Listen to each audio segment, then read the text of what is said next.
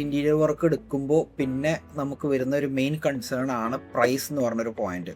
Actually നമ്മളുടെ ഈ flexi fold എന്നുള്ള ഓപ്ഷനിൽ പ്രൈസ് ഒരു ഒരു പ്രീമിയം ലെവലിൽ നോക്കുകയാണെന്നുണ്ടെങ്കിൽ ശരിക്കും ഒരു ഹൈ പ്രൈസ് അല്ല.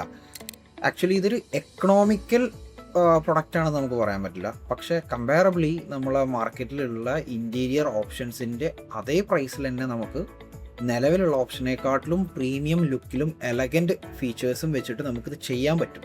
ഒന്ന് എന്താണെന്ന് വെച്ചാൽ ഇത് ഈ ഒരു പ്രൊഡക്റ്റായി ഫിനിഷായി വരുന്ന സമയത്തേക്ക് ഒരുപാട് പ്രോസസ്സ് ഉണ്ട് ഇതിന്. ഇത്രയും പ്രോസസ്സിലൂടെ കടന്നു വന്നിട്ടും നമുക്ക് ഈ എക്സ്ട്രീം പ്രീമിയം ലുക്കിൽ വരാൻ കമ്പയറബിളി മാർക്കറ്റിലുള്ള പ്രൈസ് റേഞ്ച് വെച്ച് നോക്കുമ്പോൾ ഓൾമോസ്റ്റ് സിമിലർ പ്രൈസ് തന്നെയാണ് വരുന്നത്. ഒരു ഹൈ പ്രൈസ് എന്നൊന്നും നമുക്ക് പറയാൻ പറ്റില്ല.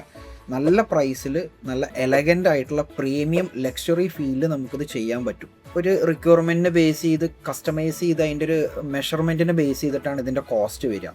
ഇതിപ്പോൾ ഒരു വലിയൊരു ഡോറാണെങ്കിലും ചെറിയൊരു ഡോറാണെങ്കിലും ഒരേപോലെ ആവില്ല പെർ സ്ക്വയർ ഫീറ്റ് പ്രൈസ് തന്നെ വരിക. അത് അതിൻ്റെ സൈസിനെ ബേസ് ചെയ്തിട്ടും അതിൻ്റെ ഫിനിഷിനെ ബേസ് ചെയ്തിട്ടും ഒക്കെ അതിൽ മാറ്റം വരും. ഇപ്പോൾ വുഡൻ ഫിനിഷ് ഉണ്ട്, മെറ്റാലിക് ഫിനിഷ് ഉണ്ട്, ഗ്ലിറ്ററിങ് ഫിനിഷ് ഉണ്ട്, അങ്ങനെ ഡിഫറെൻറ്റ് ഫിനിഷ് ഉണ്ട്.